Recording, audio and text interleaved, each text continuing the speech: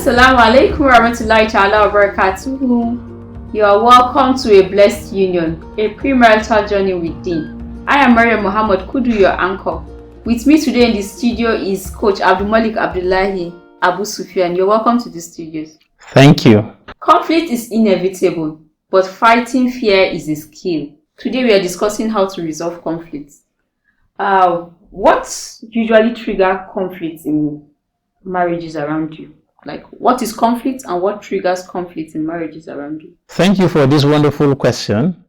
Conflict is simply, or let me just say simply, conflict is any disagreement that you have in marriage. Since we are discussing marriage, that is conflict. It could be disagreement over a choice, disagreement over an opinion, disagreement over interest. So once there is no agreement on something, it is conflict. It doesn't necessarily mean that you are punching. You punch this or the other person is punching back. No, that's how we could have conflict of opinion, conflict of interest, conflict of choice, difference in all of those things between couples. But in marriage, what usually lead to conflict can be as a result of unmet expectations. The lady is married and she's having certain expectations from the marriage. The man who also married a lady is also having some expectations. When the expectations are not met, it leads to conflict. Those expectations that are not met could be that the expectations were wrongly set, and it could be that the expectations were rightly set, but the party just couldn't meet up. Where the expectations are wrongly set, selection criteria could help to solve that problem of unmet expectations. So when expectations are not met, it leads to conflict. Communication gap is another thing. And this communication gap also comes with silent agreements. There are things I may not be telling my wife and then I expected her to know. This is about silent agreement. Well, I am late home, but I expected her to know that I just can't be late home. There must be something genuine. No, I shouldn't assume she should know. I should communicate. So, you see, communication gap, either as a result of silent agreements or as a result of words not properly placed, and as a result of tonality or the intonation of the speaker. All of this could lead to could be the reason for the communication gap between the couples. Another thing that could lead to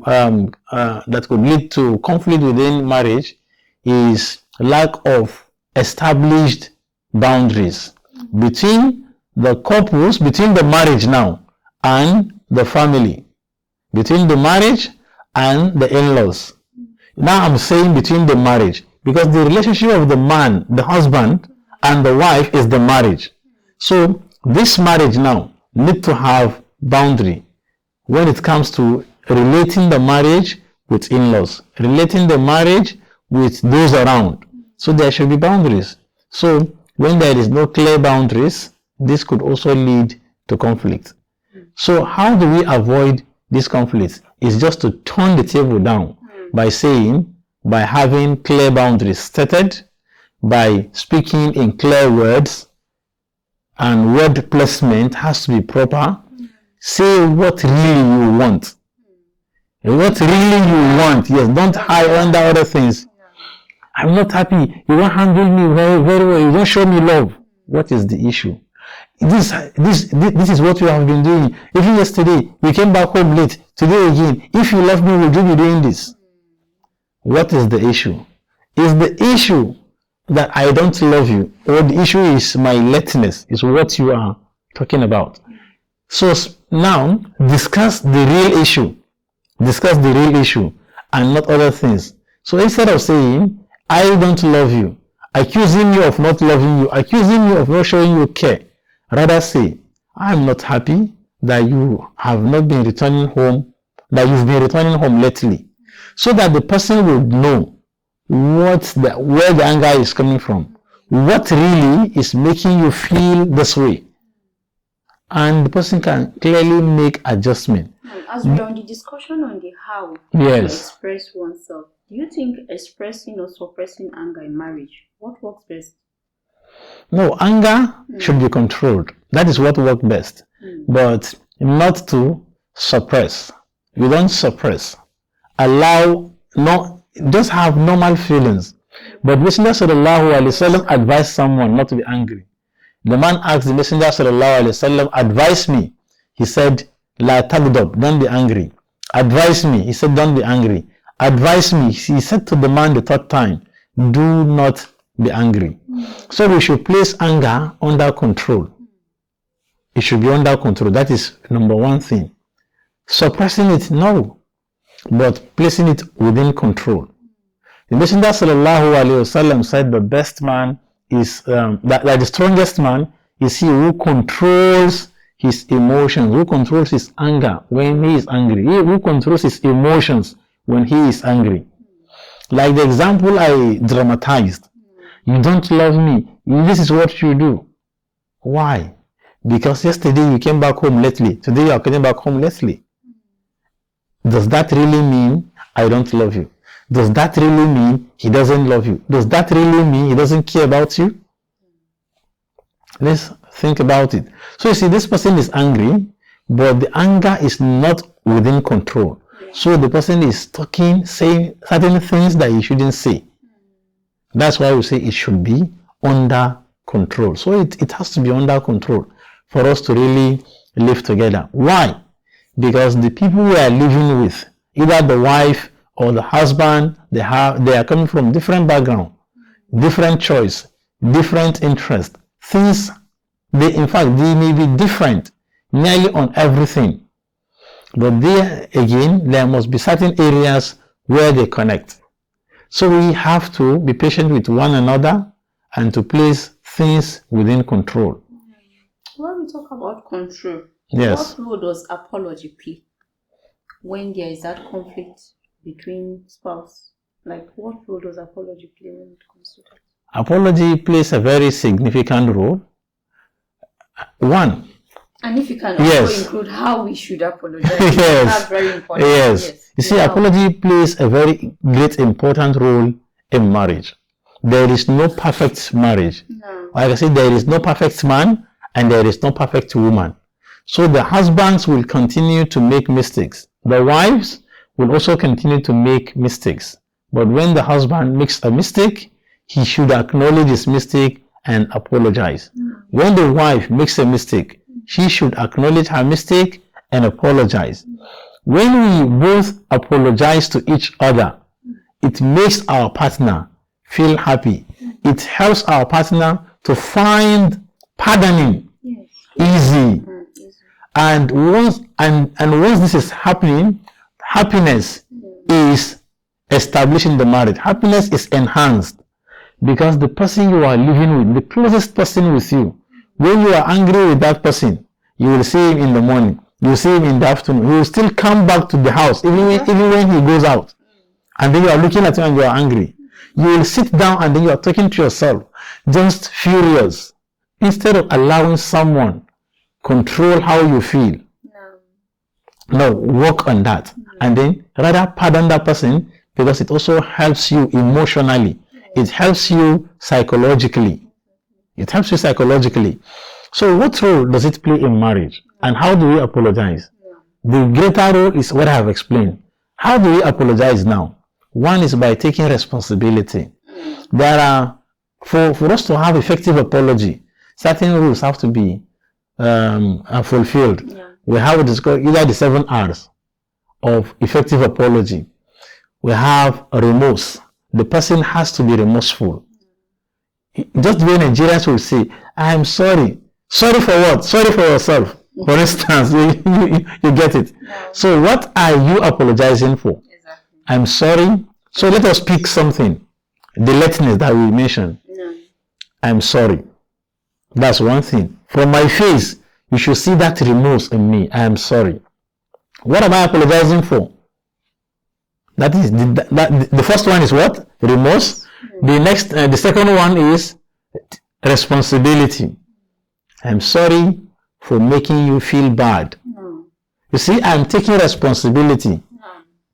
I am the one who made you feel bad. Remorse, responsibility. Then the next thing again is to that is called like a compensation, something like that. So I need to do something to indicate that I am like paying. I am trying to mend, to fix the mistake that I have made. So I am sorry, my darling, for making you feel this way. I'm sorry. Then what is the next thing? If it's a person that cherish like physical touch, you give that person a hug. Let's do it. I'm sorry. Take responsibility for making you feel bad. Once again, I am sorry. You give the person a hug.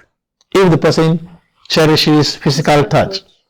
And if that may not be possible, you fix with something. For someone, it will be, I'm sorry, you go close to that person. To someone, it may be a gift the person has. So even as he is coming to apologize, he is following up with an action to indicate that apology and the readiness to mend and the readiness to make the relationship better.